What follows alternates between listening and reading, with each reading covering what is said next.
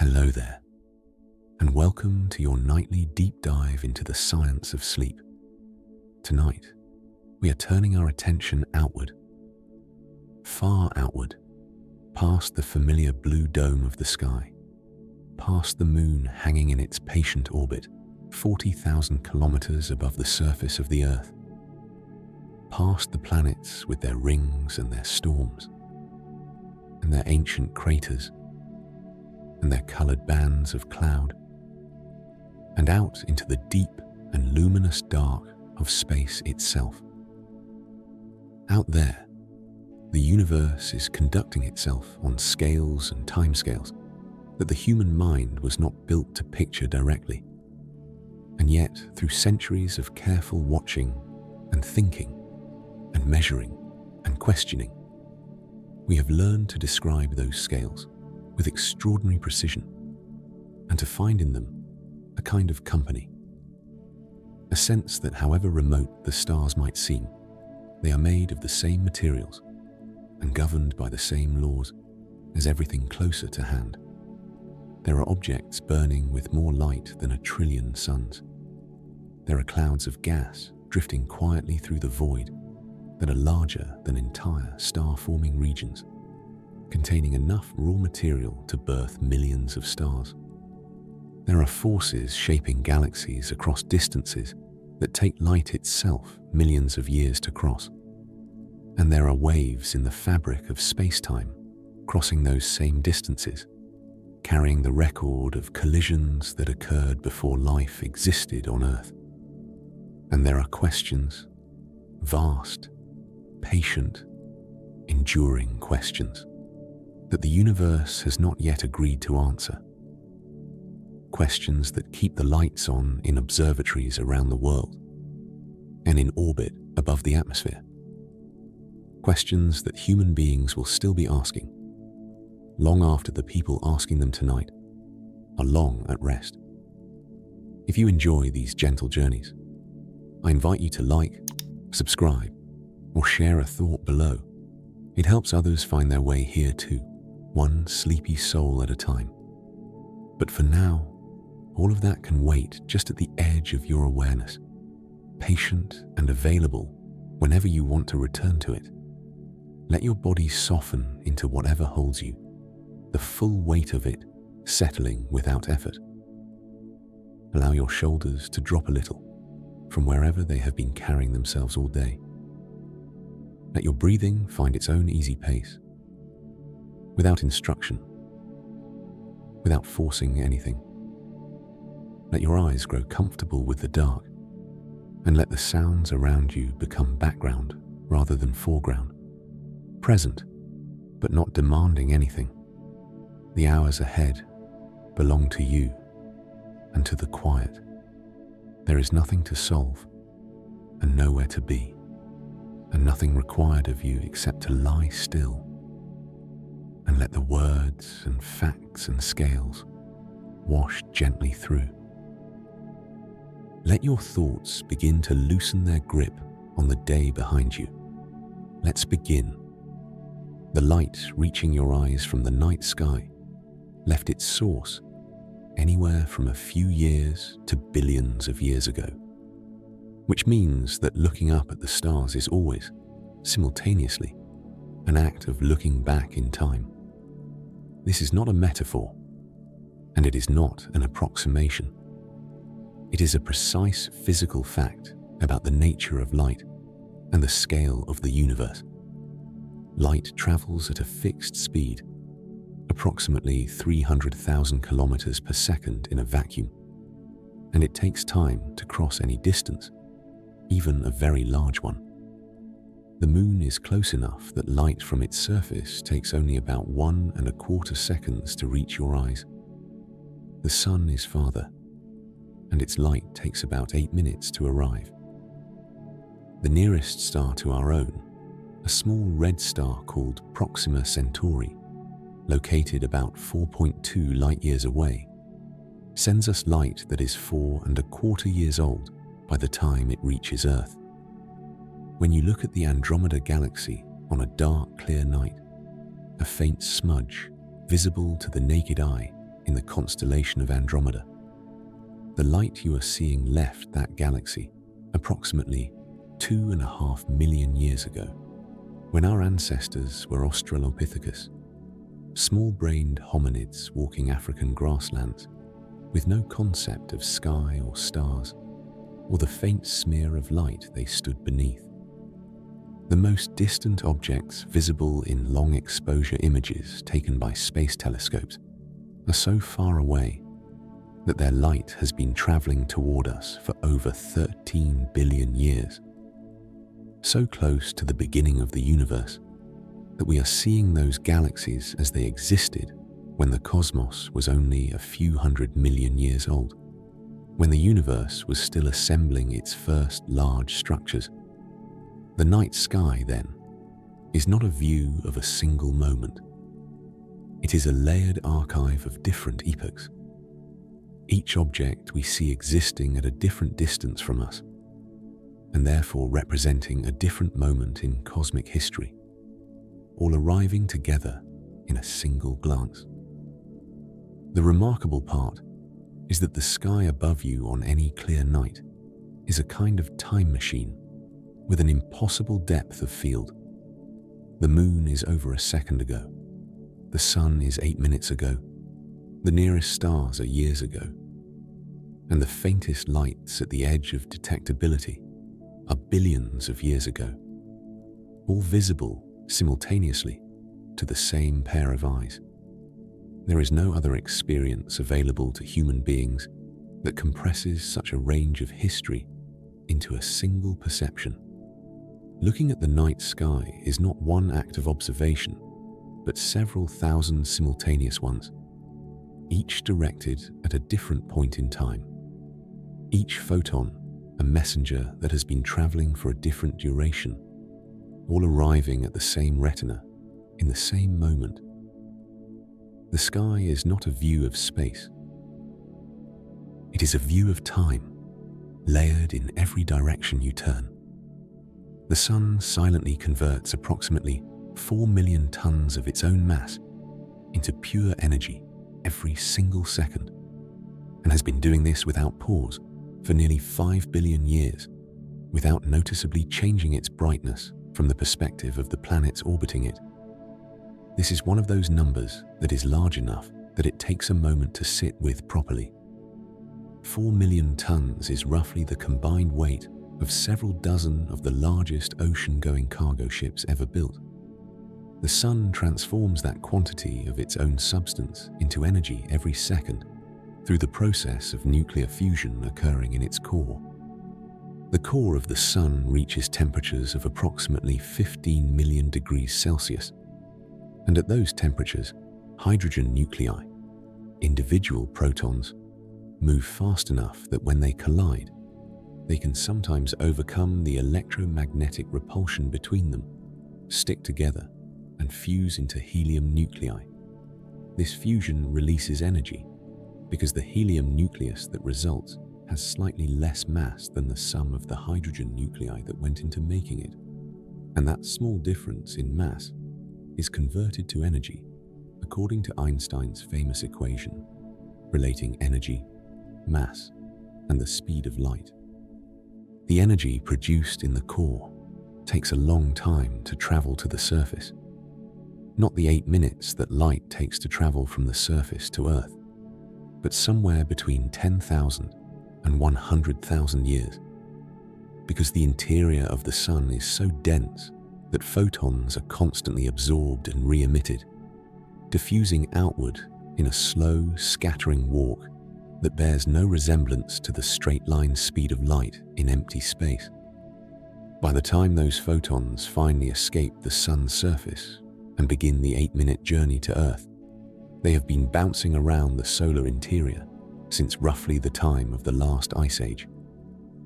And despite all this consumption, all 4 million tons per second across 5 billion years, the sun has lost only about a small fraction of its total mass, because its total mass is so enormous that even this prodigious output barely registers against it. The deeper fascination is that the sun will continue this process for approximately another 5 billion years before it exhausts its hydrogen fuel. And in all that time, the light reaching Earth will remain warm and steady enough to sustain whatever life exists here, powered by the slow conversion of a star's substance into the radiance that makes the daylight world possible. Saturn's rings are not a permanent feature of the solar system. They are a relatively recent addition that astronomers now believe will be gone within about 100 million years. A cosmically brief episode in a solar system that is 4.5 billion years old. When you look at Saturn through even a modest backyard telescope, the rings appear grand, permanent, ancient, as though they have always been there and always will be. The reality is more fleeting than it looks. The rings are composed primarily of water ice, particles ranging in size from tiny grains smaller than a grain of sand to chunks as large as a house, orbiting Saturn in a thin, flat disk extending outward for hundreds of thousands of kilometers, but only a few hundred meters thick in most places. The ratio of their width to their thickness is comparable to a sheet of paper scaled up to the width of a football pitch. How old they are has been debated by planetary scientists, but measurements made by the Cassini spacecraft before it was deliberately directed into Saturn's atmosphere in 2017 suggested that the rings may be only 100 million to 1 billion years old, which means they formed well after the solar system itself, long after the dinosaurs had appeared on Earth. Their origin is still not definitively established, but the leading hypothesis is that they formed from the tidal disruption of an icy moon or a comet that wandered too close to Saturn and was torn apart by gravitational forces, and they are disappearing. A process called ring rain causes ice particles in the rings to become electrically charged by solar ultraviolet radiation and then drag down into Saturn's upper atmosphere along magnetic field lines. Cassini measured this mass loss and found that the rings are losing material at a rate of several tons per second. At that rate, the rings would fully drain into Saturn within a few 100 million years at the outside. What makes this so compelling is the coincidence it implies. We live in the precise sliver of solar system history when Saturn wears its famous rings. A civilization arising on an Earth-like planet in this solar system 10 million years from now might find Saturn interesting but unremarkable. A large pale planet with only faint remnants of the structures we find so striking. We got here at exactly the right time. The largest known structure in the universe is not a galaxy or even a galaxy cluster, but a vast filament of galaxies so enormous that light takes 10 billion years to cross it from one end to the other. The universe is not distributed smoothly. On the very largest scales of cosmic structure, matter is arranged in what astronomers call the cosmic web, a pattern of filaments, sheets, and nodes, with enormous voids between them. Galaxies and galaxy clusters are concentrated along the filaments and at the nodes where filaments intersect, while the voids between them are nearly empty of ordinary matter. This structure emerged from tiny density fluctuations in the very early universe, amplified over billions of years by gravity into the complex sponge-like architecture we observe today. The largest individual structure identified in this web is a formation called the Hercules Corona Borealis Great Wall, a concentration of galaxy clusters discovered in 2013, stretching across approximately 10 billion light-years. To put this in terms of comparison, the observable universe is about 93 billion light-years in diameter, so this single structure spans roughly a tenth of the observable cosmos in one direction. Our own galaxy, the Milky Way, is about 100,000 light-years across, so this structure is 100,000 times wider than our own galaxy. The Milky Way itself is part of a local group of galaxies, which is part of the Virgo supercluster, which is in turn part of a larger supercluster complex called Laniakea, which spans about 500 million light-years. But even Laniakea, vast as it is a relatively local feature when set against the Hercules Corona Borealis Great Wall.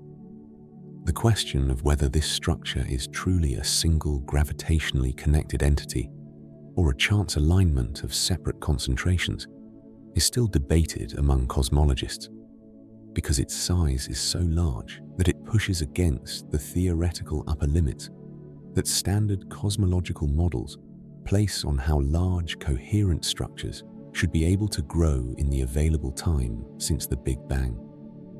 That contrast is at the heart of why this structure is so interesting.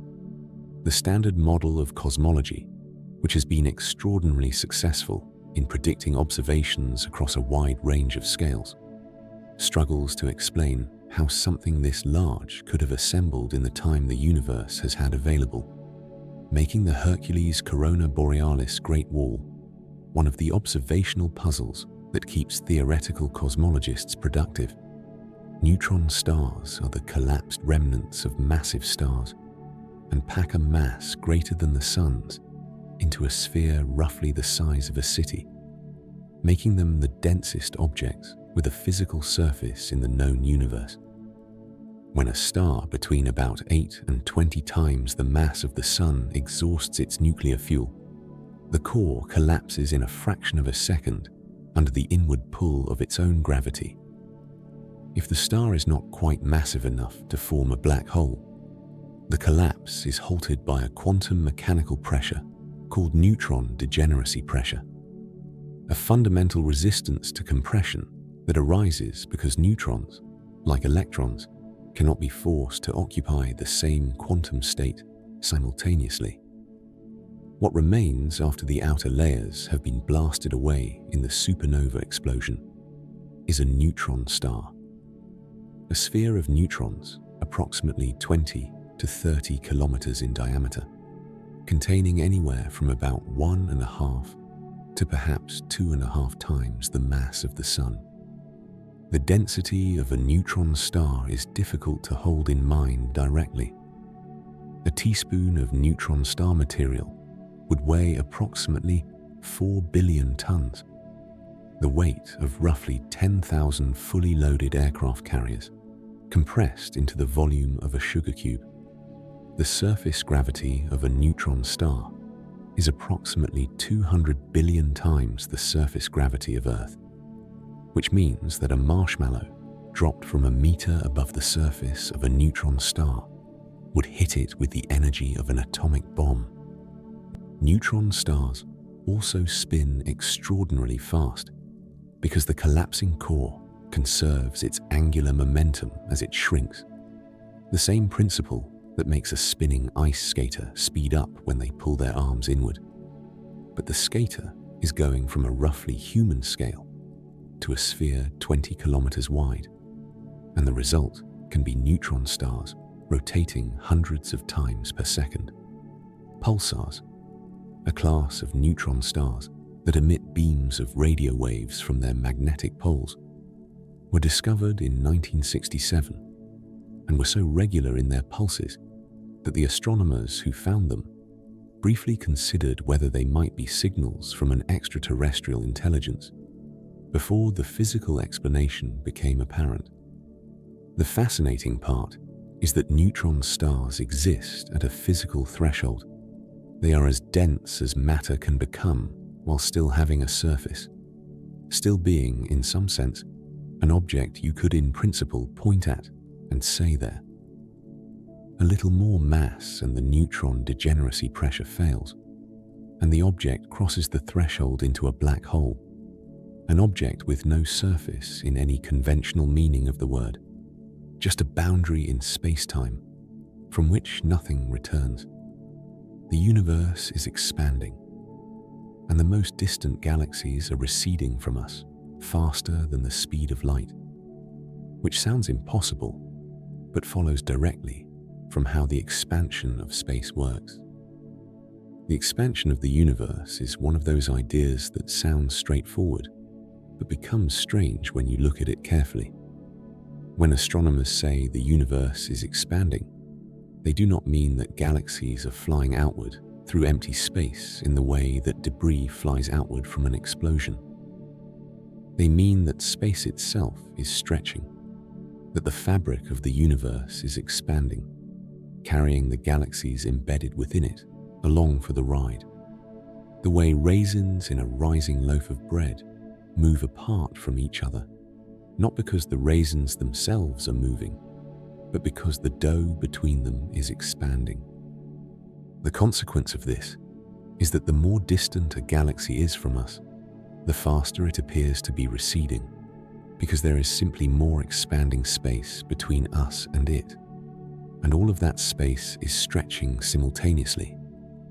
For galaxies beyond a certain distance, called the Hubble radius, which currently lies roughly 14 billion light-years away, the expansion of the space between us and them is fast enough that light they emit today will never reach us, because the space it must cross is growing faster than the light can cross it.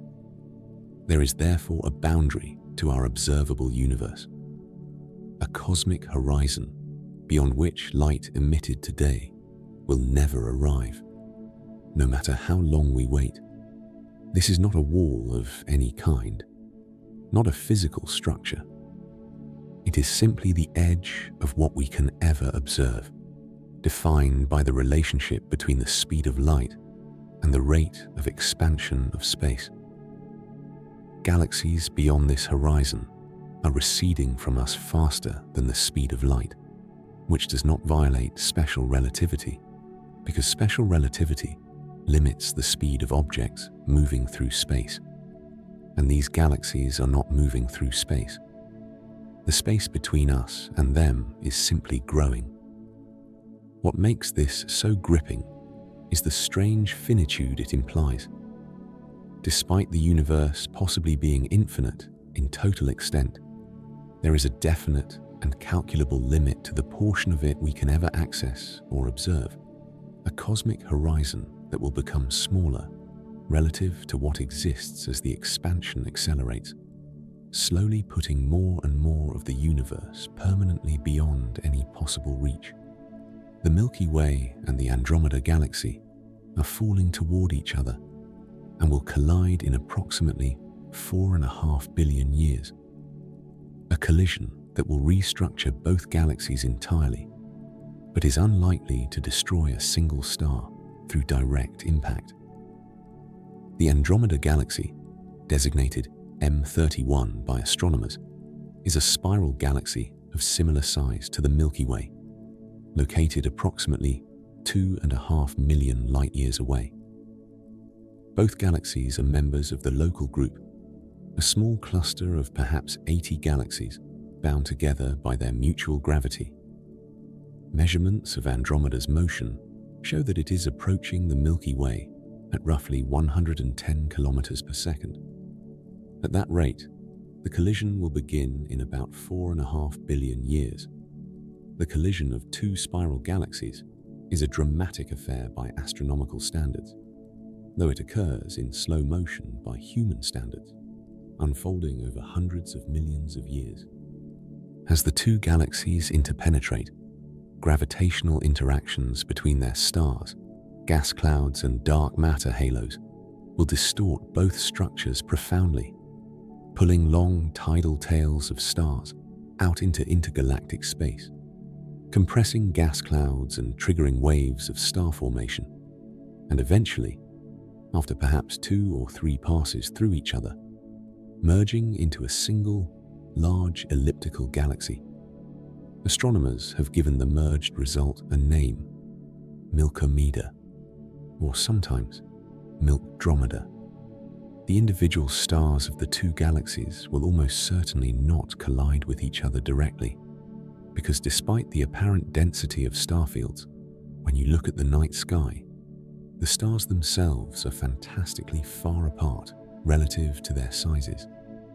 The nearest star to the Sun is about 4 light-years away, while the Sun itself is less than 1/100th of a light-year in diameter. If you shrank the Sun to the size of a basketball, the nearest star would be roughly 30,000 kilometers away, farther than the diameter of Earth. The odds of any individual pair of stars making direct contact during the galaxy merger are vanishingly small. The wonder comes from this: a collision between two galaxies, each containing hundreds of billions of stars, each spanning 100,000 light-years or more, can unfold and complete without a single star striking another. A spectacle of enormous scale and gentle physics, violent in form and almost entirely empty in substance. The cosmic microwave background radiation, a faint glow of microwave radiation filling all of space in every direction, is the oldest light in the universe, an echo of the moment the cosmos became transparent to radiation for the first time. When the universe was about 380,000 years old, an infant by its current age of nearly 14 billion years, the temperature of the expanding cosmos had cooled to approximately 3,000 degrees Celsius. At this temperature, for the first time since the Big Bang, electrons were moving slowly enough to be captured by hydrogen and helium nuclei without immediately being knocked free again by thermal radiation. Atoms formed for the first time. And because the electrons that had previously been scattering light in every direction were now incorporated into neutral atoms, the universe suddenly became transparent. The radiation that had been trapped in the hot, opaque plasma was released, free to travel in straight lines through space for the first time. That radiation has been traveling ever since. As the universe has expanded over the subsequent 13.5 billion years, the wavelengths of this radiation have been stretched along with the expansion of space, shifting it from the visible and infrared light of a 3,000-degree glow into the microwave portion of the spectrum. Today, the cosmic microwave background, as this relic radiation is called, fills the entire observable universe uniformly in every direction, at a temperature of just 2.7 degrees above absolute zero. It was detected accidentally in 1965 by radio astronomers Arno Penzias and Robert Wilson, who noticed a persistent hiss in their radio antenna that they could not account for, and which turned out to be the oldest signal in the observable universe, arriving at their instrument from all directions simultaneously. The tiny variations in the temperature of this radiation, fluctuations at the level of about 1 part in 100,000, correspond to the density variations in the early universe that eventually grew, under gravity, into the filaments, galaxy clusters, and voids of the modern cosmic web. This is one of the reasons that the cosmic microwave background is among the most studied signals in all of science. Encoded in its subtle temperature patterns is a detailed snapshot of the universe at 380,000 years old, a photograph of the cosmos in its infancy, from which cosmologists have extracted precise measurements of the age, composition, geometry, and expansion rate of the universe itself.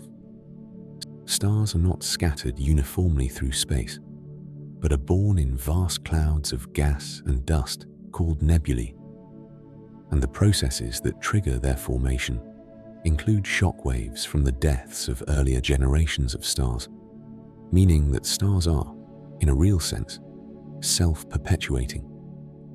Between the stars of any galaxy lies a sparse medium of gas and dust, mostly hydrogen, with smaller quantities of helium, and trace amounts of heavier elements.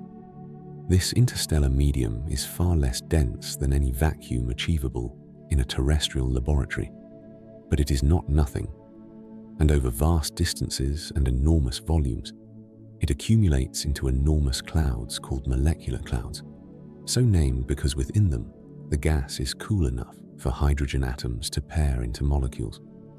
The largest molecular clouds in the Milky Way contain enough mass to form millions of stars. These clouds are in a delicate balance. Their own gravity tends to pull them inward and compress them, but the thermal energy of the gas and the turbulent motion within the cloud resist that compression. Left entirely undisturbed, a molecular cloud might drift for hundreds of millions of years without collapsing to form stars. But the clouds are rarely left undisturbed. When a massive star in the neighborhood of a molecular cloud reaches the end of its life and explodes as a supernova, the shock wave from the explosion propagates outward through the surrounding gas, compressing it as it passes. Regions of the cloud that the shock wave passes through become denser, and if they become dense enough, gravity takes over, and the collapse toward star formation begins. The stars born from this triggered collapse will eventually live out their own lives, and the most massive of them will explode in their own supernova, potentially triggering yet another generation of star formation in the clouds around them. This cycle, in which stellar death seeds the conditions for stellar birth, has been operating since the first generation of stars formed from the primordial gas of the early universe, each generation enriching the interstellar medium with the heavy elements produced in stellar interiors, making each successive generation of stars chemically richer than the last. What makes this so captivating is the chain of consequence it implies.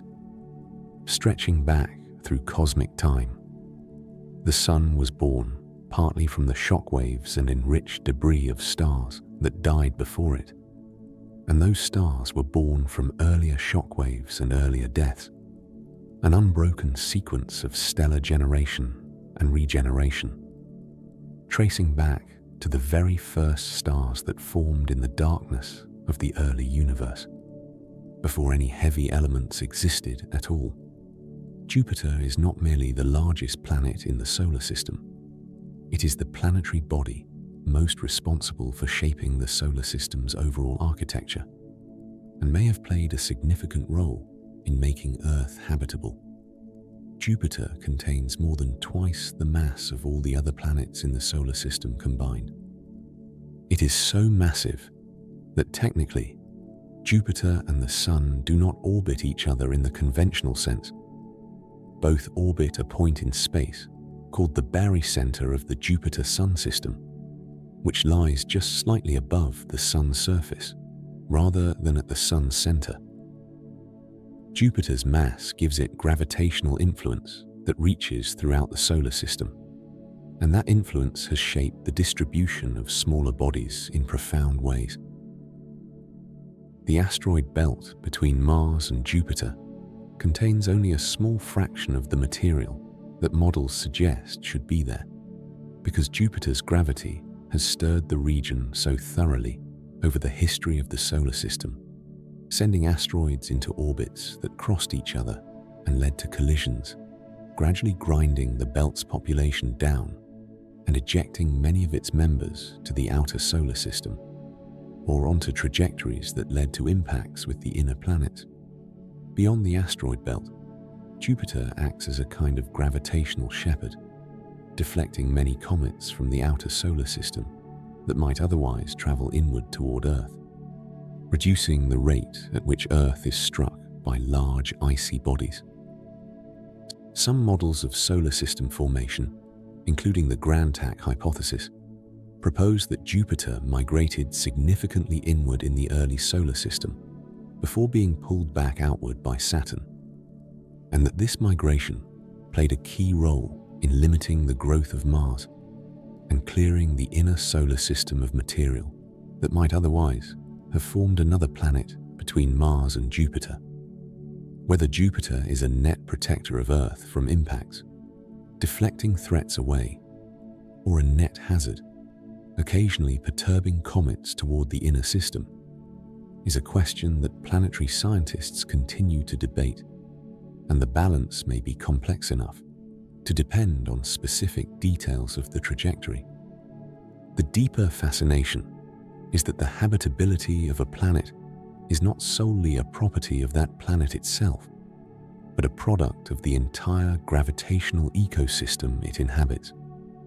That Earth being the kind of place life could arise on may depend in significant part on the particular mass and orbital position of a gas giant planet located 600 million kilometers away.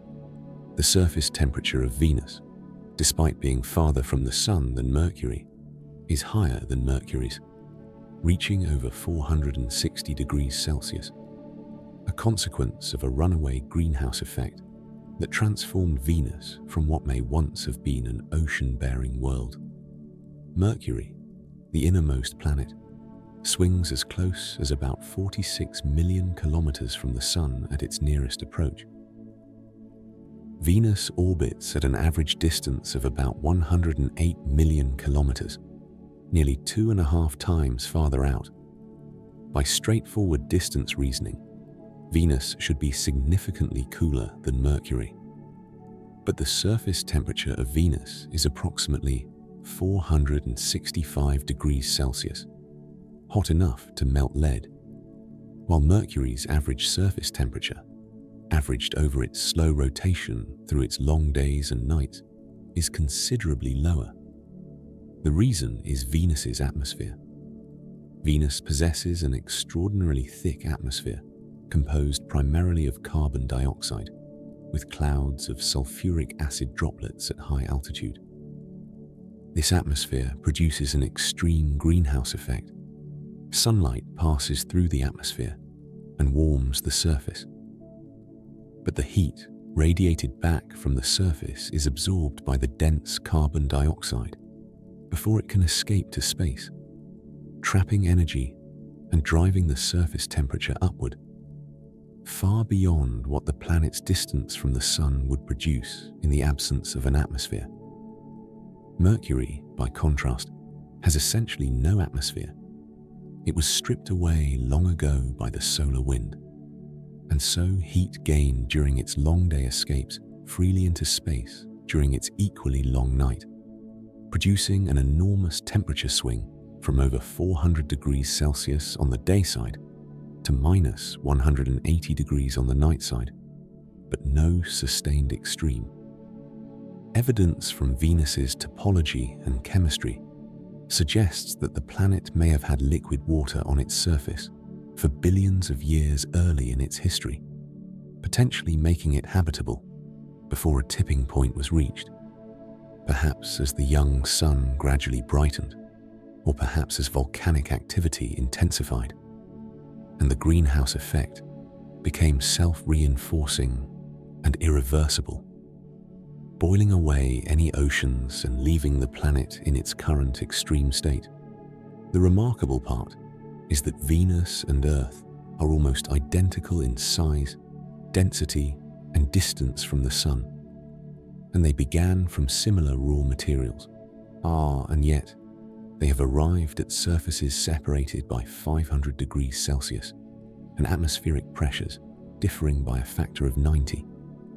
Two planets that started nearly the same and drifted toward opposite extremes.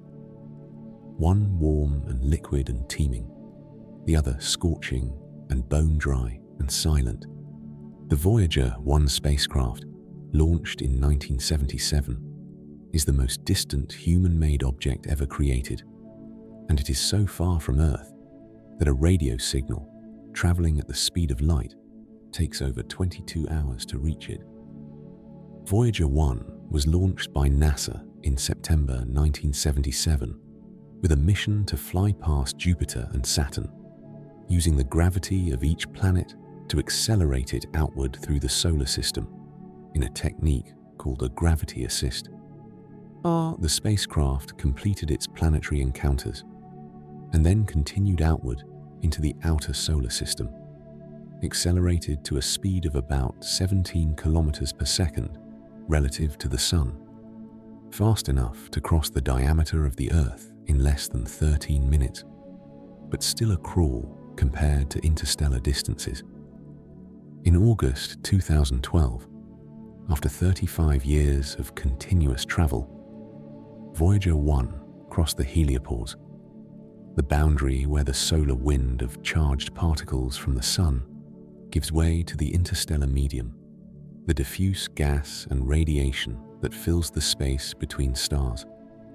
It became the first human-made object to enter interstellar space. As of the time of this narration, Voyager 1 is approximately 24 billion kilometers from the Sun, and a radio signal from the spacecraft, which still sends data back to Earth.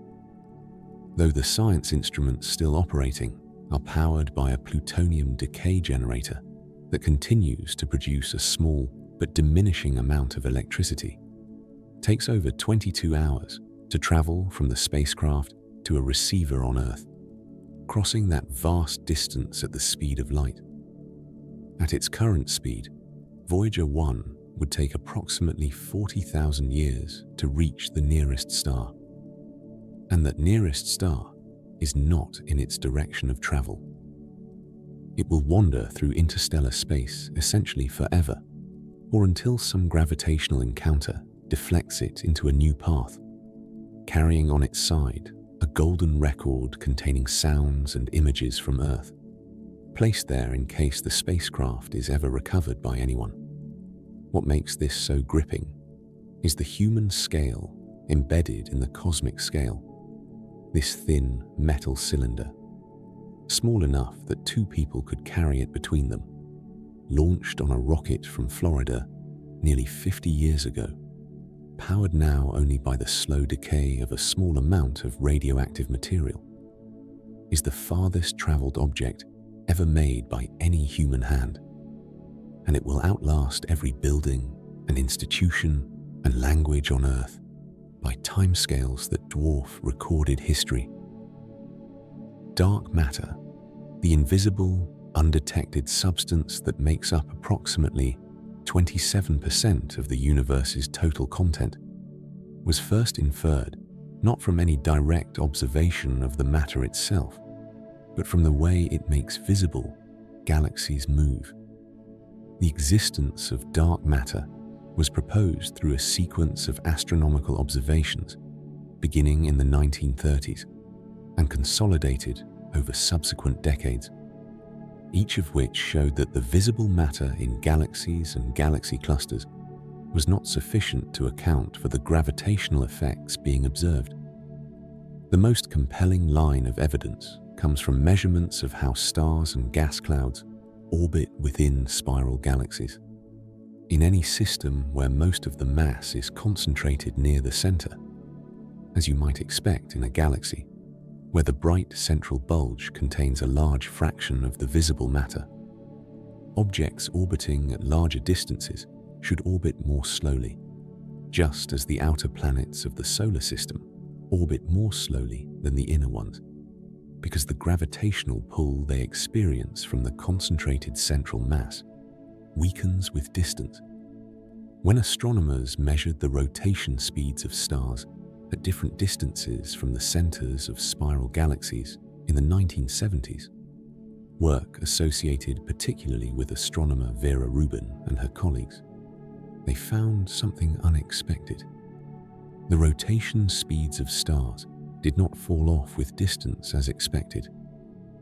They remained roughly constant, or even slightly rose, far out into the outer regions of galaxies, well beyond where the visible matter was concentrated. The only explanation consistent with these flat rotation curves, as they came to be called, is that there is a large amount of mass distributed throughout and around galaxies that is not visible, a halo of matter extending far beyond the visible disk of stars and gas, contributing gravitational force at large radii and flattening the rotation curve. This matter does not emit, absorb, or reflect light in any way that current instruments have detected. Numerous candidates have been proposed over the decades. Massive compact objects like black holes, exotic subatomic particles that interact only through gravity and the weak nuclear force, and others, but no direct detection of any dark matter, particle or object has yet been confirmed. The fascination lies in the completeness of our ignorance here, combined with the certainty of the inference. We are confident that dark matter exists because its gravitational effects are unmistakable and appear across every scale from individual galaxies to the largest galaxy clusters. And yet we do not know what it is, cannot touch it, cannot see it, and cannot produce it or detect it in any laboratory on Earth, making it the most abundant form of matter in the universe, and simultaneously the least understood. A pulsar, a rapidly rotating neutron star emitting beams of radio waves, can be used as a natural clock of extraordinary precision, accurate enough that arrays of pulsars are now used to search for gravitational waves too low in frequency for any human-built detector to hear.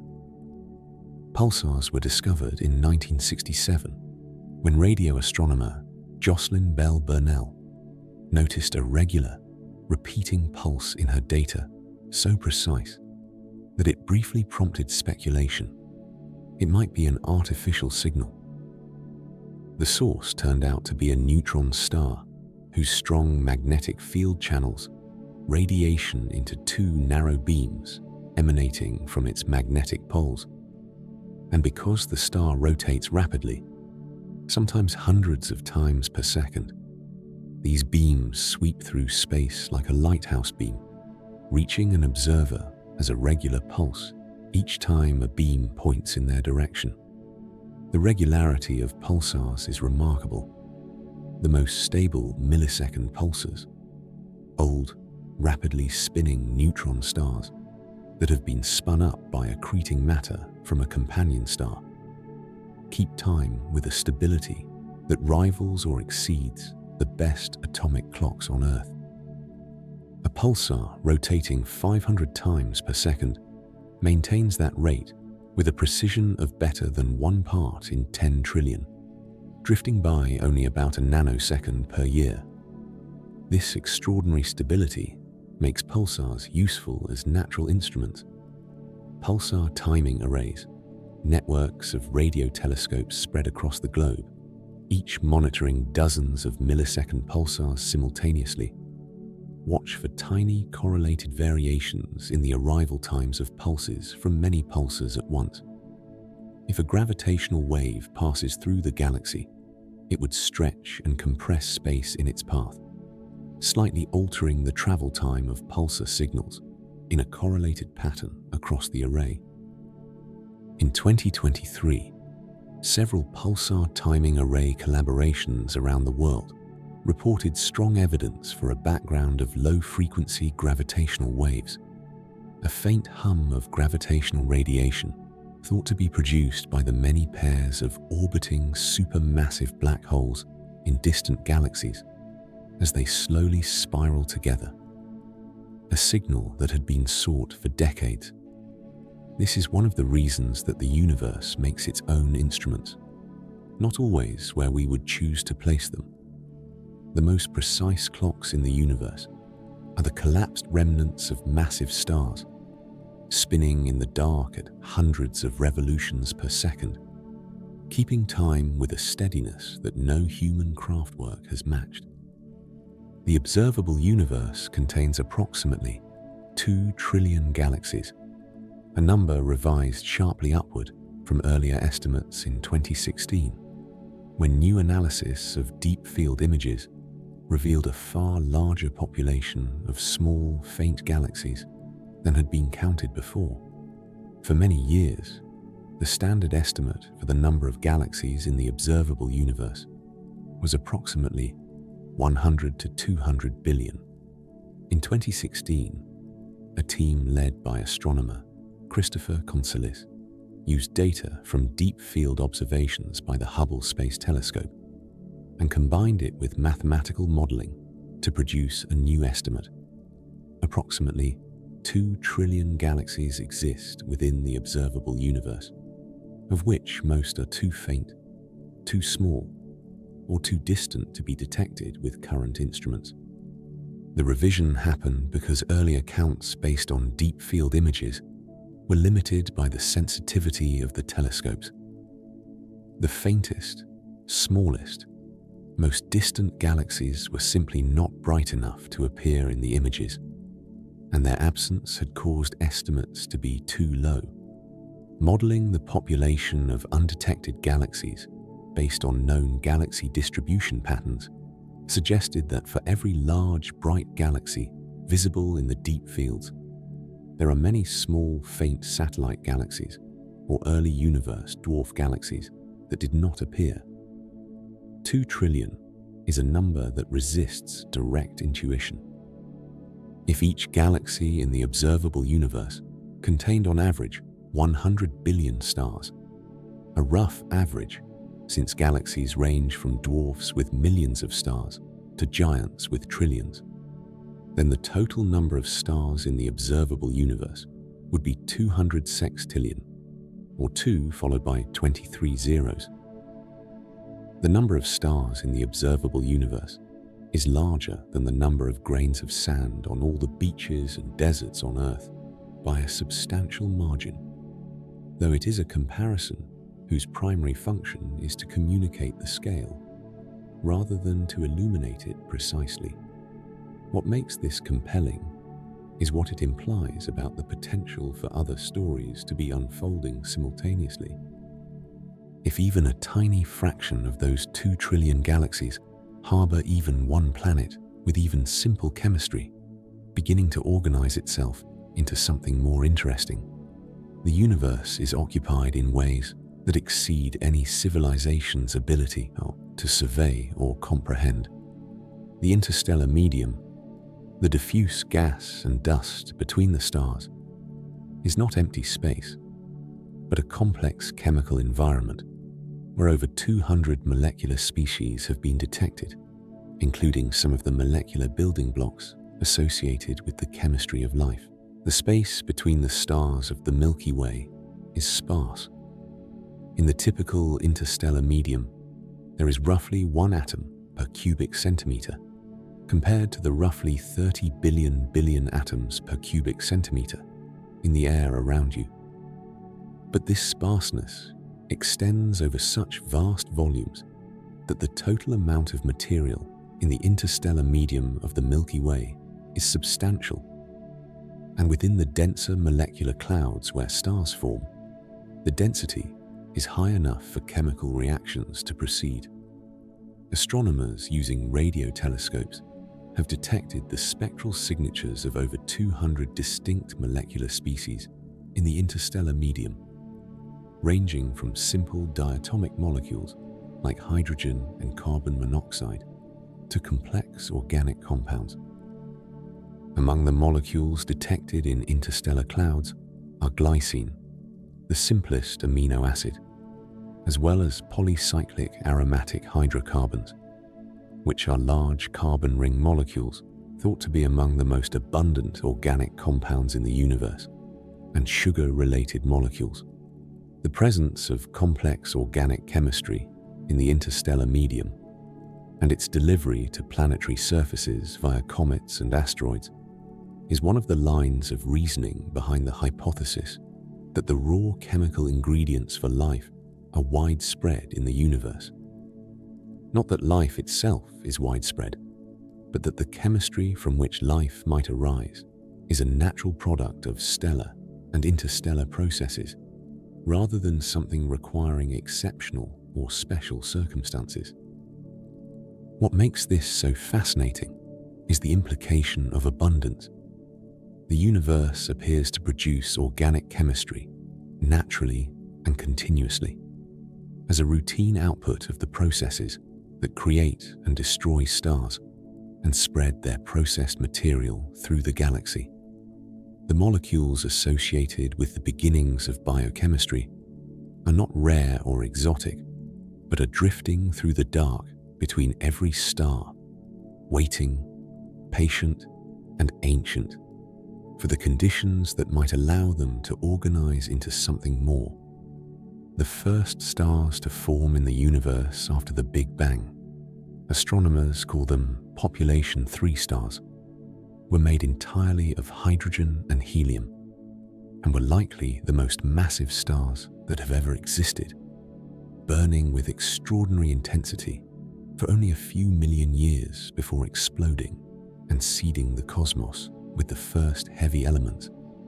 In the first few minutes after the Big Bang, nuclear reactions in the hot, dense plasma forged hydrogen, helium, and trace amounts of lithium, and essentially nothing else.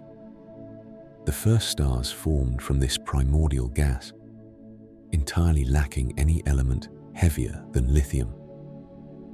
Without heavier elements, particularly carbon and oxygen, which play a crucial role in the cooling of gas clouds and in the formation of stellar mass stars, the physics of star formation in these earliest clouds was different from today. The absence of cooling pathways that heavier elements provide meant that the first clouds of gas collapsed to form much more massive stars than typically form today. Theoretical models suggest that population 3 stars, as these first-generation stars are called, may have had masses anywhere from dozens to perhaps hundreds or even thousands of times the mass of the Sun, though the upper end of this range is highly uncertain and still debated. These immense stars burned through their hydrogen fuel in just a few million years, a tiny fraction of the lifetime of a star like the Sun, and died in violent explosions that dispersed the first heavy elements into the surrounding gas. Those heavy elements, carbon, oxygen, nitrogen or silicon, iron, and others, produced in the nuclear furnaces of the first stars, then mixed into the next generation of forming stars and gas clouds, changing the physics of future star formation and initiating the slow chemical enrichment of the universe that has continued ever since. No confirmed direct observation of a population 3 star has yet been made because they formed so early and burned out so fast. But telescopes, including the James Webb Space Telescope, are searching for their signatures in the most distant galaxies currently observable. The deeper fascination is that every heavy element in the universe, including every carbon atom in every living thing on Earth, every oxygen molecule in every breath drawn by every organism that has ever breathed, was ultimately produced by stars. The very first of those stars, burning in the dark of a universe that had never yet seen starlight, were the instruments that made the chemistry of a living world possible, even though they completed their work and vanished billions of years before the Earth formed. The planet Mars was once warmer, wetter, and possibly habitable, and evidence of ancient river valleys, lake beds, and ocean shorelines is preserved in its frozen surface to this day. Mars today is a cold, dry, wind-scoured world with an atmosphere so thin that liquid water cannot persist on its surface. The atmospheric pressure at the Martian surface averages about 0.6% of Earth's, and temperatures range from minus 125 degrees Celsius at the poles in winter to a relatively mild 20 degrees near the equator on a summer afternoon. But Mars was not always this way. Evidence from orbiters, landers, and rovers has established that billions of years ago, primarily in the period called the Noachian, which lasted from the formation of Mars to approximately 3.5 billion years ago, the planet had liquid water on its surface. Ancient river valley networks, visible from orbit as branching systems of dry channels, look remarkably like the drainage patterns carved by rainfall and flowing water on Earth. Features called outflow channels suggest that enormous floods, perhaps triggered by volcanic melting of subsurface ice or by impacts, carved vast landscapes in short periods. Sedimentary rock formations that would require sustained liquid water to form have been found by the rovers Curiosity and Perseverance. The Curiosity rover, exploring Gale Crater, found evidence that it was once a lake sitting at the bottom of the crater for perhaps millions of years, with water chemistry benign enough to have supported microbial life as we understand it. What happened to this warmer, wetter Mars is still debated among planetary scientists, but the leading explanation involves the loss of Mars's global magnetic field early in its history. Without the magnetic field to deflect the solar wind, the stream of charged particles constantly flowing outward from the sun, the solar wind gradually stripped away the Martian atmosphere over hundreds of millions of years, removing the greenhouse effect that had kept the planet warm enough for liquid water, and eventually dropping conditions below the threshold where water could remain liquid at the surface.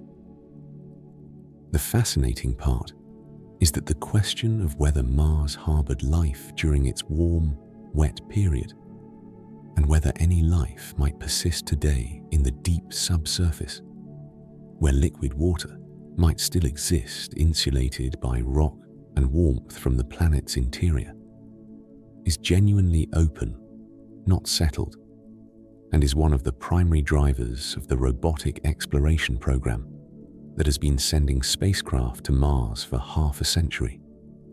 The James Webb Space Telescope, launched on Christmas Day 2021, observes the universe in infrared light invisible to human eyes, and is sensitive enough to detect the atmospheric chemistry of planets orbiting distant stars, opening the possibility of eventually detecting the chemical signatures of life from tens of light years away. The James Webb Space Telescope represents a qualitative leap in astronomical capability beyond its famous predecessor, the Hubble Space Telescope.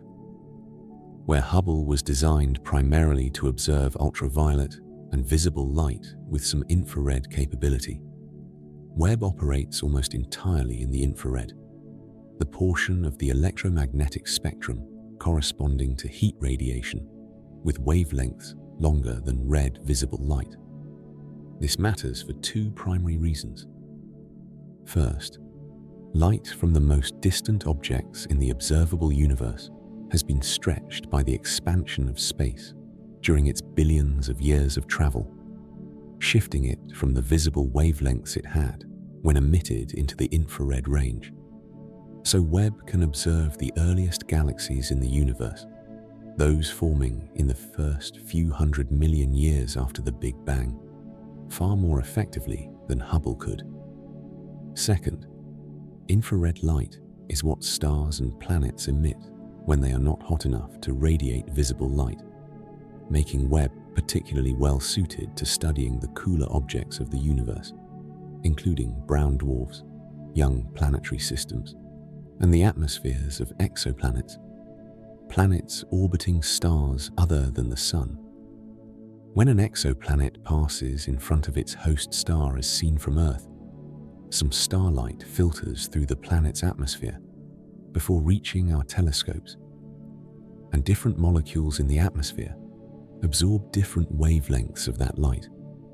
Webb's instruments are sensitive enough to detect this subtle imprinting of molecular signatures on starlight, allowing it to identify the chemical composition of exoplanet atmospheres. It has already detected water vapor, carbon dioxide, methane, and other molecules in the atmospheres of exoplanets. The next frontier, and it is a genuine frontier, not yet achieved but potentially within reach, is the detection of what scientists call biosignatures, Combinations of atmospheric chemistry, such as the simultaneous presence of oxygen and methane, that would be extremely difficult to explain without the presence of living organisms actively maintaining them. What makes this so gripping is the magnitude of what is potentially at stake in the next few decades of infrared astronomy. The question of whether Earth is unique or whether life is a general feature of the universe, a question that has been asked for millennia and has recently become answerable, not as a matter of philosophy or speculation, but as a matter of measurable atmospheric chemistry, detectable by a telescope, sitting at a gravitational parking point 1.5 million kilometers from Earth, looking at the silhouettes of distant worlds against their stars. The Milky Way's spiral arms are not solid structures that stars are embedded in permanently. They are more like traffic jams in space, and individual stars drift in and out of them over millions of years as they orbit the galaxy. When you see an image of a spiral galaxy, the Milky Way's neighbor Andromeda, or the photogenic Whirlpool Galaxy, or any of the thousands of spirals photographed by telescopes, the immediate impression is of solid arms extending outward from a central bulge, rotating as a unit like a pinwheel. The reality is more subtle. The spiral arms are not physical objects in the way that the spokes of a wheel are physical objects. They are density waves, regions where the density of stars and gas is slightly higher than in the regions between the arms, and where the conditions for star formation are therefore enhanced. These density waves rotate around the galaxy at a rate called the pattern speed, which in the case of the Milky Way is different from the rate at which individual stars orbit the galaxy's center. The consequence is that stars do not remain in a particular arm indefinitely. A star moves through the density wave pattern, spending some time in a region of higher density, in an arm, and then drifting back into the inter-arm region, the way individual cars pass through a traffic slowdown on a motorway, while the slowdown itself persists and moves at its own pace.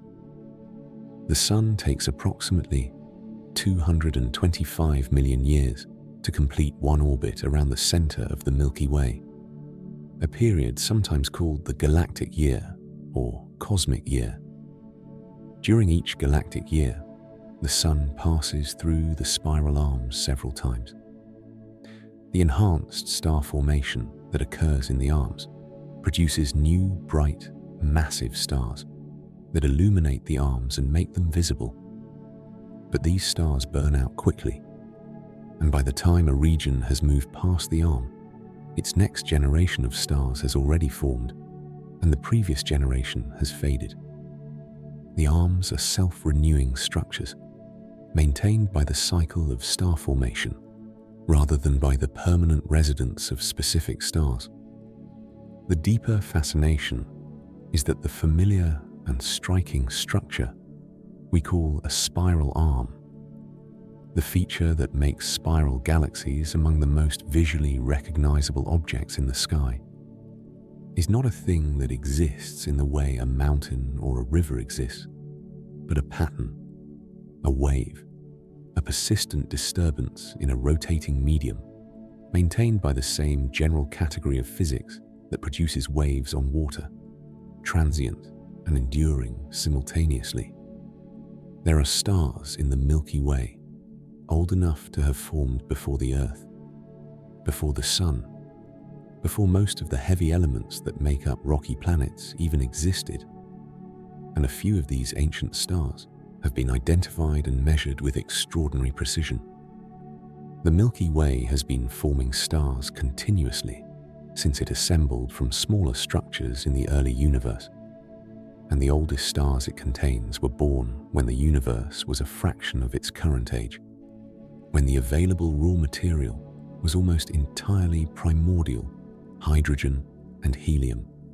These ancient stars are called metal-poor stars in the vocabulary of astronomy, a terminology that can be confusing because astronomers use the word metal to refer to any element heavier than helium.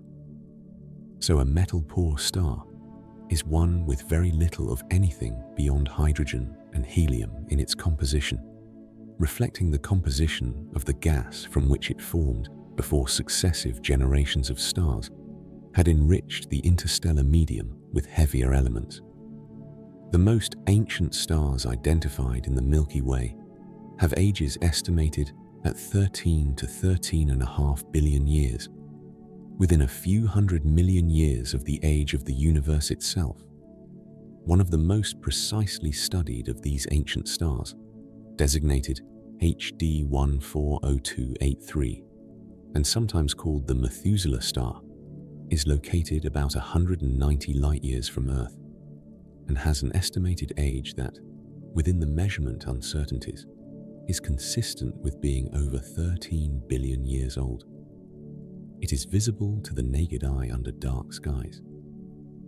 The fact that this star is close enough and bright enough to be observed in detail makes it a valuable test of stellar evolution models and of cosmological estimates of the universe's age, because a star cannot be older than the universe it formed in. Any measurement suggesting it is provides important calibration information about the uncertainties in both stellar and cosmological models. These old stars are relatively dim and red today, far along in their lives, enriched only by what the very first stellar generations produced, carrying in their spectroscopic signatures a chemical record of the earliest epochs of galactic history.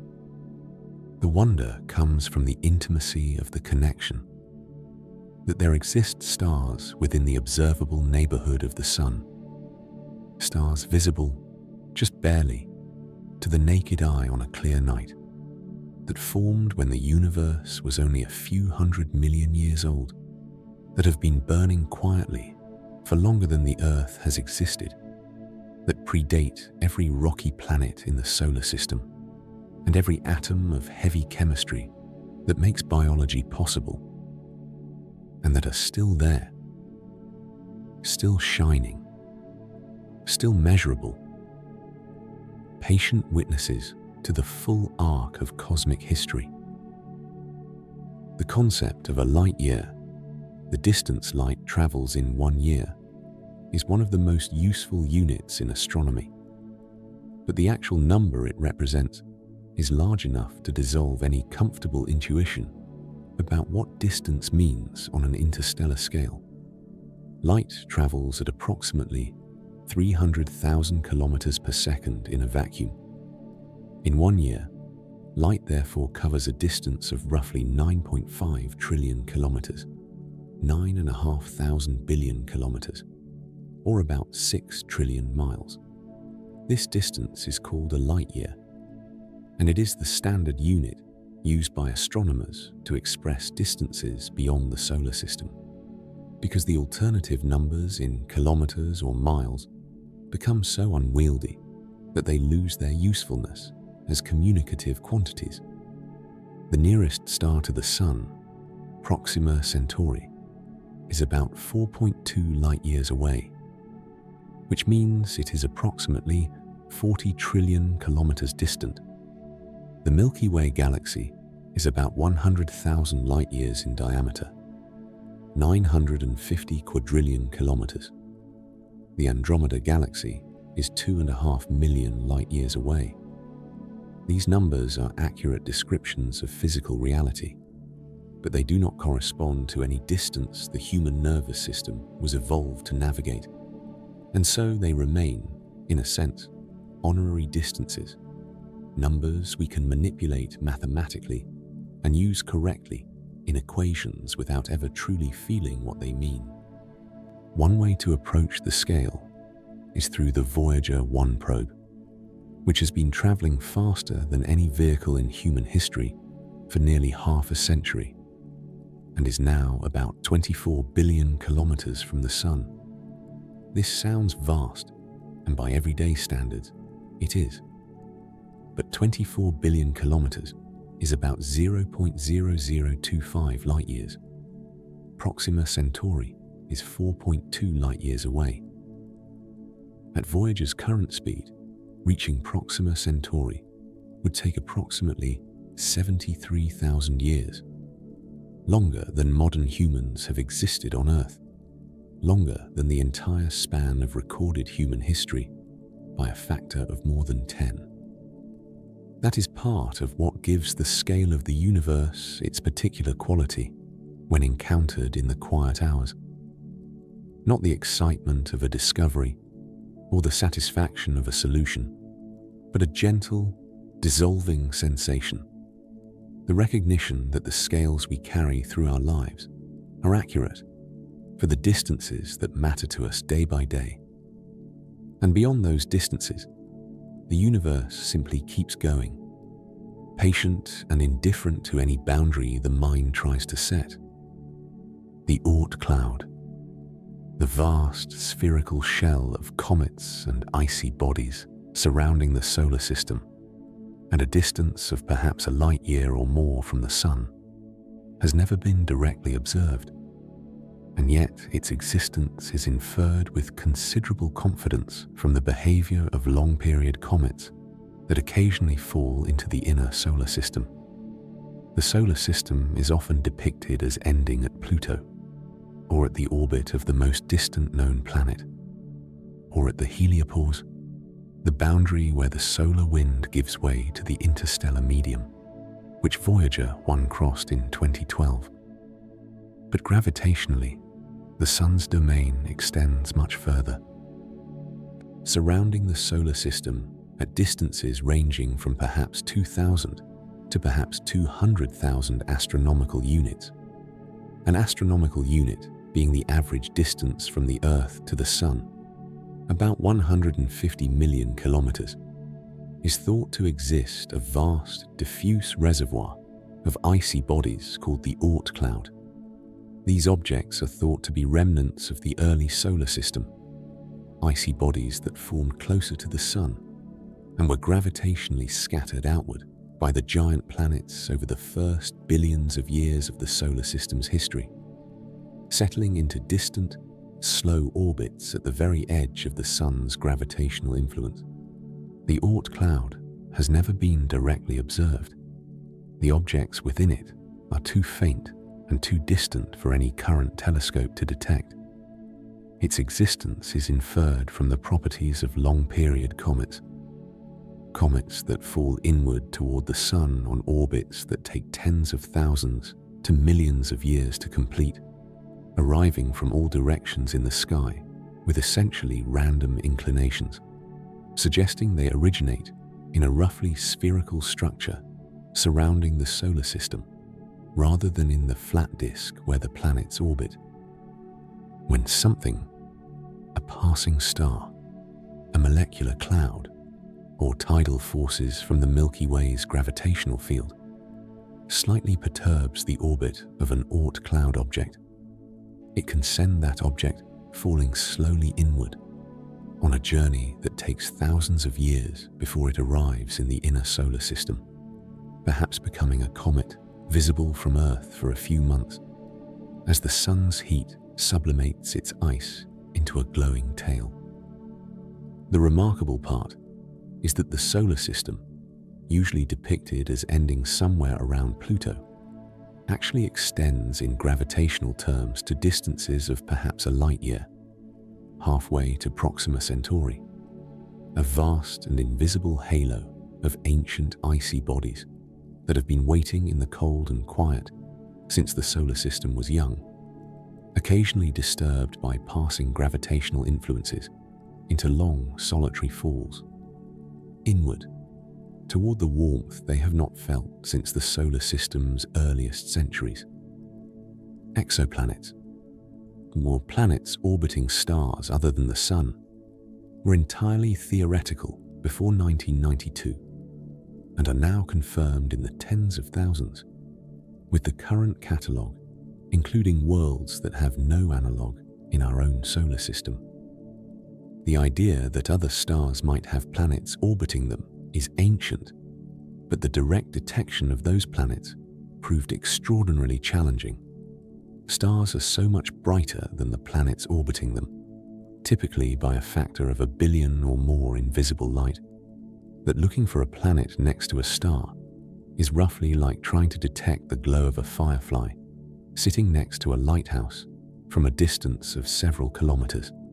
The first confirmed detection of planets around another star came in 1992, when astronomer Alexander Wolszczan found that a pulsar, a rapidly spinning neutron star, was being orbited by 2 rocky bodies, detectable through the tiny perturbations they caused in the extremely regular timing of the pulsar's pulses.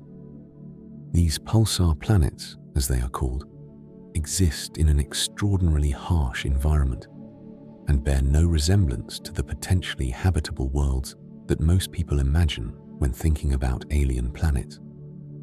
The first planet confirmed around a sun-like star came in 1995, when Michel Mayor and Didier Queloz detected a massive planet orbiting the star 51 Pegasi using the radial velocity method, measuring the tiny Doppler shift of the star's light caused by the gravitational tug of the orbiting planet. Since then, and particularly since the launch of the Kepler Space Telescope in 2009, which discovered thousands of exoplanets by detecting the tiny dimming of starlight as planets pass in front of their host stars, the catalogue has grown explosively. As of the early 2020s, over 5,000 exoplanets have been confirmed, and thousands more candidates await confirmation. Among them are worlds that fit no category in our own solar system: hot Jupiters, gas giants orbiting so close to their stars that their years last just a few days, super-Earths, rocky or ocean-covered worlds larger than Earth but smaller than Neptune, with no solar system equivalent, and mini-Neptunes, a class of planet that appears to be among the most common in the galaxy, but is absent from our own system. What makes this compelling is what it suggests about the ordinariness of planets. The detection methods we use are biased toward large planets and planets orbiting close to their stars. And even with those biases, planets appear to be extraordinarily common, with most stars in the galaxy likely hosting at least one, and many hosting several, making the total number of planets in the Milky Way likely in the hundreds of billions. The concept of the habitable zone, the range of distances from a star where liquid water could exist on a planetary surface, is useful, but has grown considerably more nuanced as astronomers have learned that liquid water can exist far beyond any star's warmth. When astronomers speak of a habitable zone around a star, they mean the range of orbital distances at which a planet with a given set of atmospheric properties could maintain liquid water on its surface under the warming influence of stellar radiation, the so-called Goldilocks zone, not too hot and not too cold. In the solar system, Earth sits comfortably within the Sun's habitable zone. Venus lies inside the inner edge and is too hot, and Mars sits near or just outside the outer edge and is too cold today, though as we discussed it may have been within the zone earlier in its history. The concept of the habitable zone has been central to the search for Earth-like exoplanets and for estimating how many potentially habitable worlds the galaxy might contain. But the habitable zone, as originally conceived, considers only surface liquid water maintained by stellar warming, and scientists have come to recognize that this is a narrow view of where liquid water can exist. Europa, a moon of Jupiter, orbits far outside the Sun's habitable zone and receives only a tiny fraction of the light that Earth does. Yet beneath its frozen surface lies a global ocean of liquid saltwater, kept warm and liquid by tidal heating. The flexing of the Moon's interior, caused by the gravitational pull of Jupiter and Jupiter's other large moons. Similarly, Enceladus, a small moon of Saturn, sprays water vapor and ice particles into space from fractures near its south pole, revealing a subsurface ocean in contact with a rocky seafloor, a configuration that some astrobiologists consider potentially promising for life, because the seafloor interactions could provide the chemical energy gradients that life might exploit. Titan, another of Saturn's moons, has lakes and rivers of liquid methane on its surface, chemistry entirely different from Earth's, but demonstrating that complex, dynamic liquid surface environments can exist in conditions very unlike our own. The deeper fascination is that liquid water and the complex chemistry it might support may be far more common in the solar system and in planetary systems generally than the habitable zone concept initially implied, hidden beneath ice shells on moons orbiting gas giants far from any star's warmth, sustained not by starlight, but by the internal dynamics of the moons themselves. The sun produces a constant stream of charged particles called the solar wind, which shapes a vast bubble of influence extending far beyond Pluto. And when this wind interacts with Earth's magnetic field, it produces the aurora, one of the most beautiful natural phenomena visible from the ground.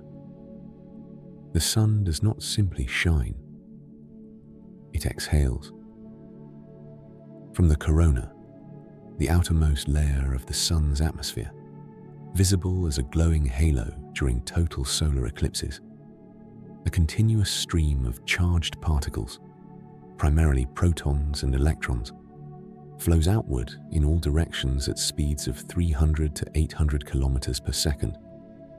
This is the solar wind, and it inflates a vast bubble called the heliosphere around the solar system, a region of space permeated by the sun's magnetic field and dominated by its particle flow. The heliosphere extends to roughly 120 astronomical units from the sun, well beyond Pluto, before the solar wind slows and is stopped by the pressure of the interstellar medium at the heliopause, the boundary that Voyager 1 crossed in 2012. Earth sits within this bubble, protected from the interstellar cosmic rays that bombard the heliosphere, from outside in part by the sun's own magnetic field and particle wind, but the solar wind itself still reaches Earth and interacts with our planet's magnetic field. Earth's magnetic field, generated by the churning of liquid iron in the planet's outer core, deflects most of the solar wind around the planet, compressing it on the sunward side and stretching it into a long tail on the nightward side.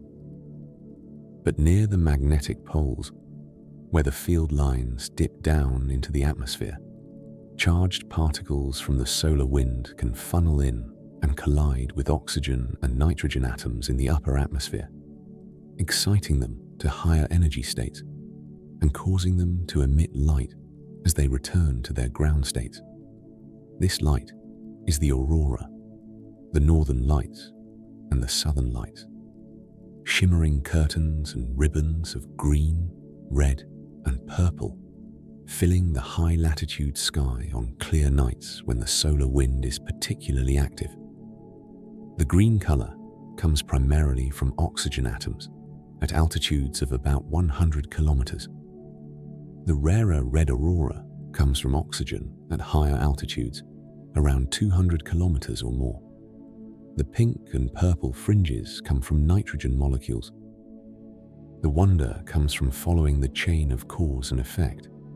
A temperature of 15 million degrees in the sun's core drives convection in the solar atmosphere that eventually ejects charged particles, which travel 150 million kilometers to encounter a magnetic field generated in Earth's liquid iron interior. And the result is a silent, slowly shifting curtain of colored light, visible from the ground on a cold, clear night, produced by nothing more exotic than excited atoms releasing the energy they briefly borrowed from a particle of solar wind.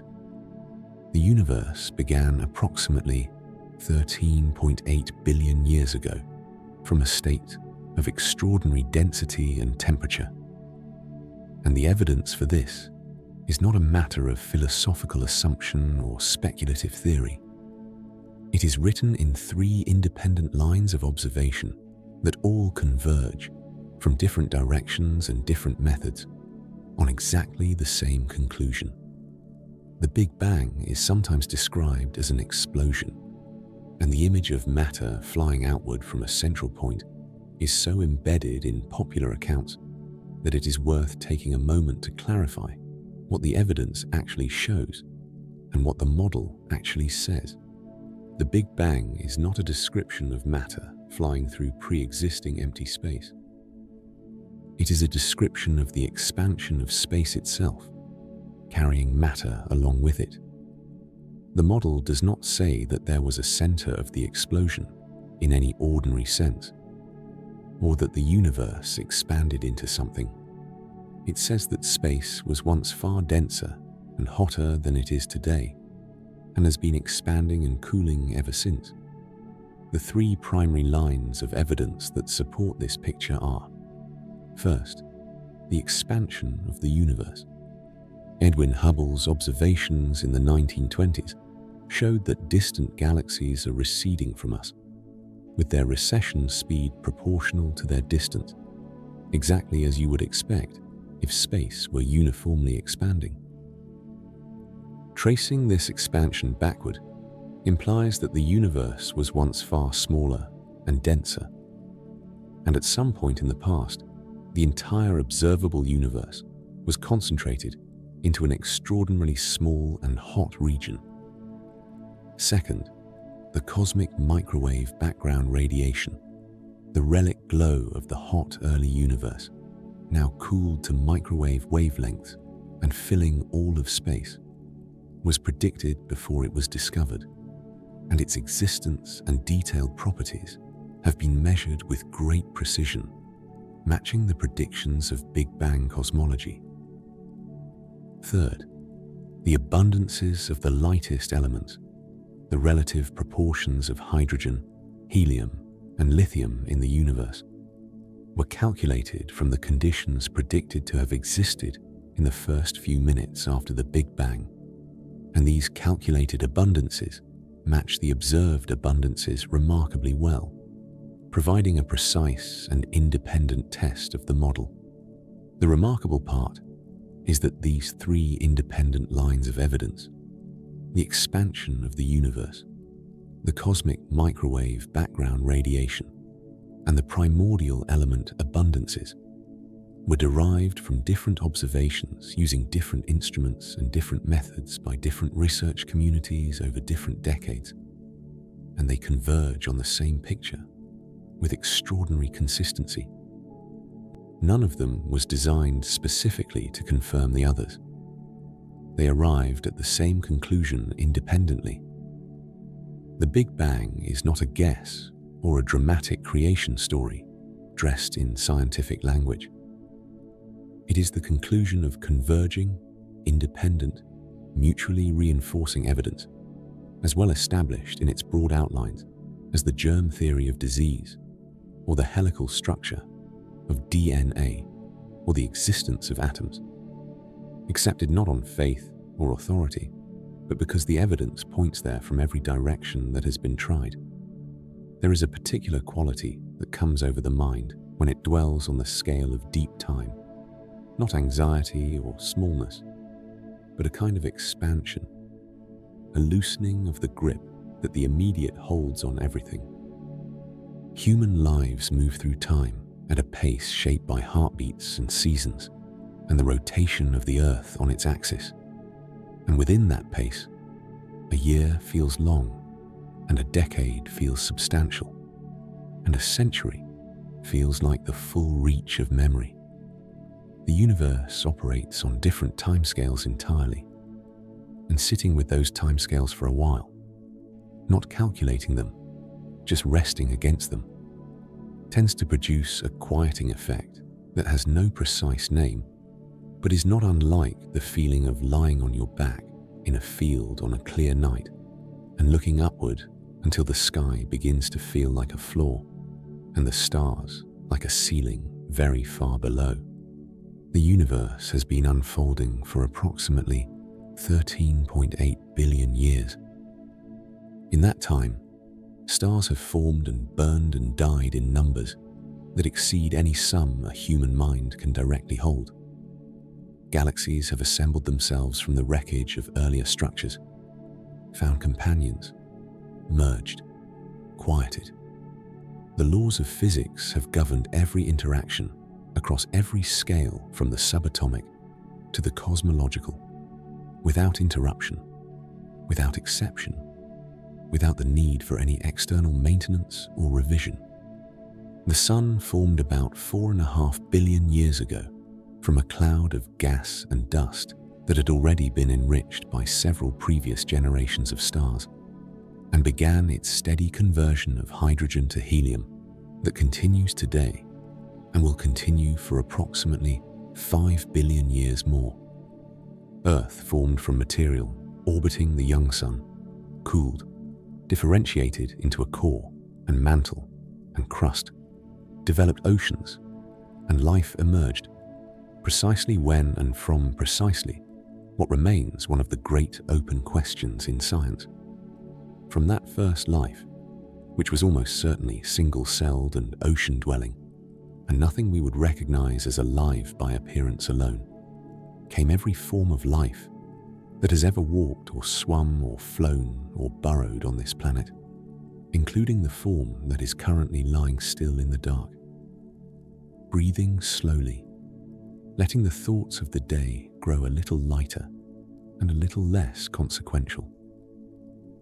Against these timescales, a human life is not diminished but illuminated, a brief, warm, particular interval in a story so long that most of it consists of events that left no witness and will leave no memory.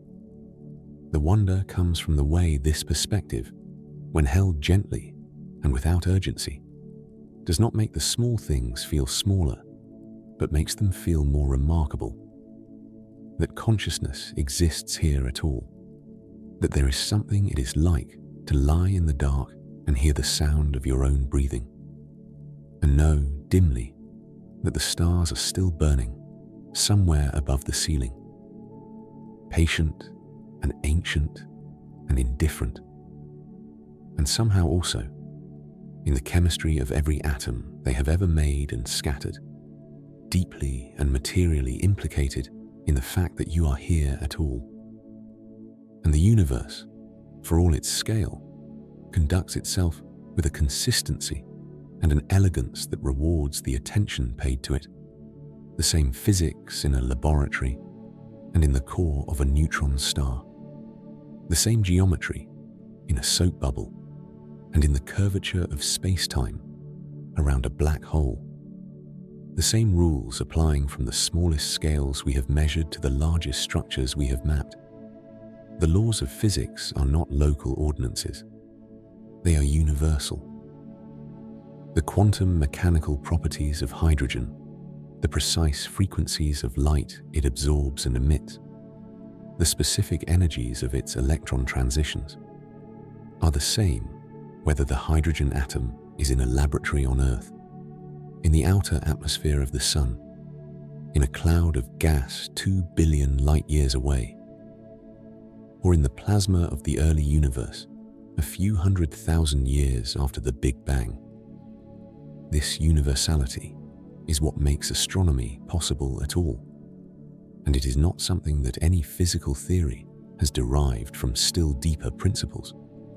It is observed to be true again and again across every scale and every distance we have managed to probe, and it holds up each time a new observation is made or a new regime of physics is tested. The same gravitational constant that governs the fall of an apple governs the formation of galaxy clusters over billions of years. The same electromagnetic force that binds electrons to atomic nuclei in the atoms of your body produces the radiation by which we observe the most distant objects in the observable universe. There is a word that scientists use carefully, but genuinely, when describing this property of nature: elegant. Not beautiful in the way a painting is beautiful, not pleasing in the way a piece of music is pleasing, but elegant in the way that a key fits a lock precisely and without any excess. The exact, adequate, economical relationship between a description and the thing it describes, where nothing needs to be added and nothing can be removed. The universe is not obliged to be describable by the mathematics we have developed. It happens to be, and the precise agreement between prediction and observation, down to the many decimal places achieved in some quantum electrodynamics experiments, has been one of the sustaining astonishments of the scientific endeavor since the first careful measurements were made centuries ago. The remarkable part is that this elegance is not diminished by the scale of what it describes. The equations that govern a single hydrogen atom are not less elegant for applying also to the hydrogen atoms in the outer layers of a star 1,000 light-years away, and to the hydrogen that filled the entire early universe before any star existed. They are more so. And the fact that the same laws govern your own chemistry and the chemistry of a star 1,000 light-years away, and the cooling of the universe in its infancy, means that when you look at the night sky, you are not looking at something foreign or separate or different in kind from the world you inhabit. You are looking at a larger expression of the same physics that moves through you, that moves through the air in this room, that moves through every atom of the surface beneath you and the darkness around you. There is something, finally, worth saying about the quietness of the universe at large. The way that, for all the violence of supernovae and merging galaxies and colliding black holes and the explosive first moments of stellar birth, the overwhelming character of the cosmos, when measured by volume, is patience and stillness and a vast, unhurried dark. The stars are spread through space so thinly that the vast majority of the universe is dark, empty, and still. Between any two stars in a typical region of the Milky Way, the average distance is about 5 to 10 light-years, and across that distance, there is almost nothing. A few atoms per cubic centimeter. The occasional molecule drifting on its way from nowhere in particular to nowhere else in particular.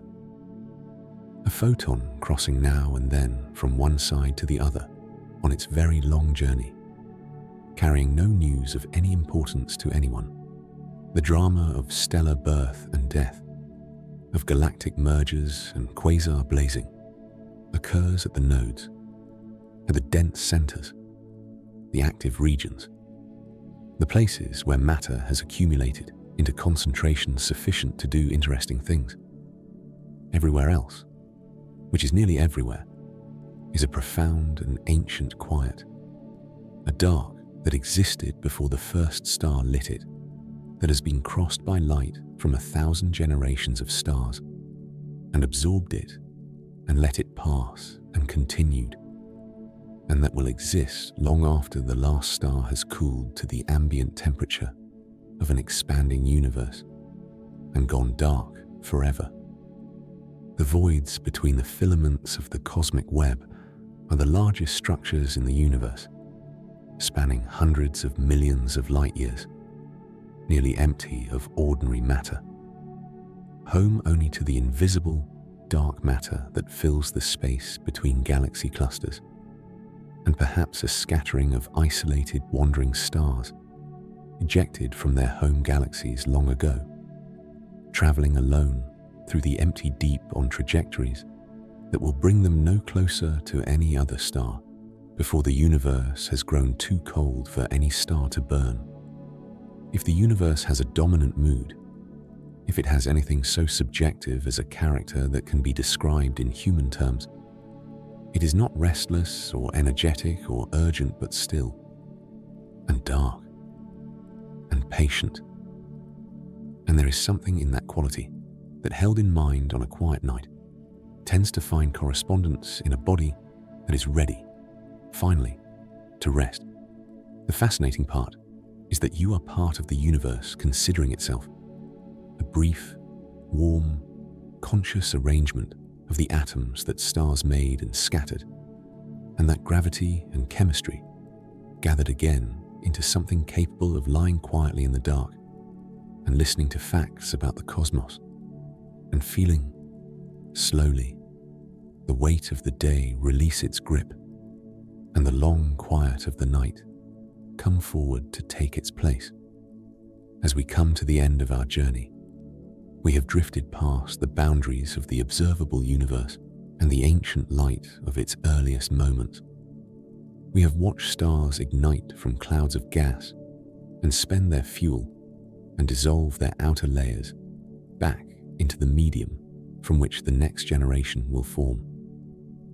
We have followed the great chain of stellar chemistry, hydrogen to helium to carbon to iron, and traced it forward through the interstellar medium to the molecules in the clouds where planets form, and to the organic chemistry that floats between the stars, and eventually to the atoms that compose the body, resting quietly in the dark right now.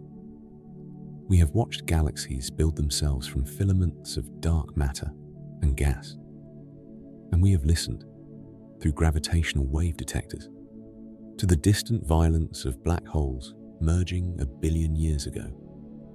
We have followed the light that left its source in the early universe and arrived at our detectors carrying information about what the cosmos looked like before Earth existed.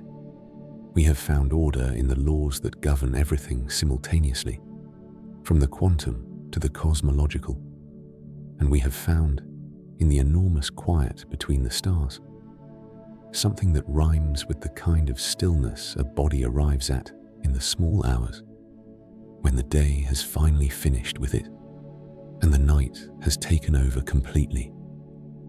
If you enjoyed this journey, you might like to tap like or subscribe, or leave a comment with the fact that stayed with you longest, or the moment when you felt your understanding of something shift just slightly in a new direction.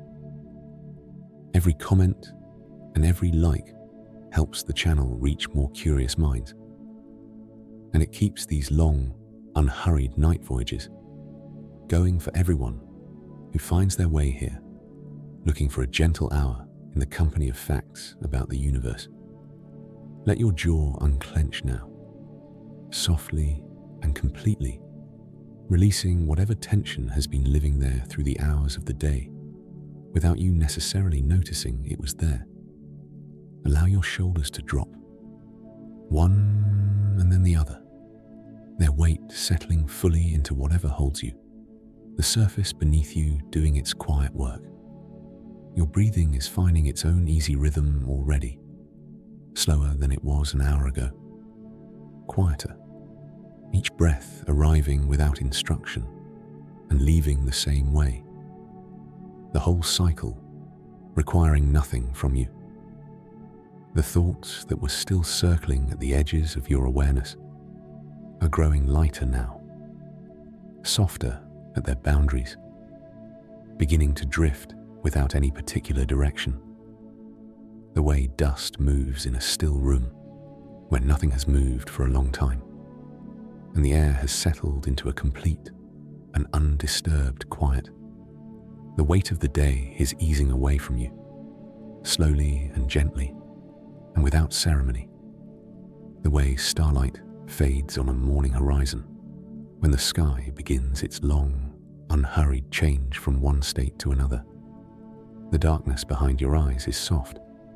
Rest is very close now, patient and steady and unhurried, filling the space between one thought and the next, settling into the pause between one breath and the one that follows it without any effort on your part at all. The night is vast and quiet and doing exactly what it has always done, what it will continue to do long after all the things that felt urgent today have found their resolution or their irrelevance, and you are letting it.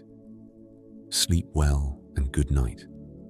And if you happen to still be awake, there will be another video waiting on screen, ready to carry you gently onward through the rest of the night.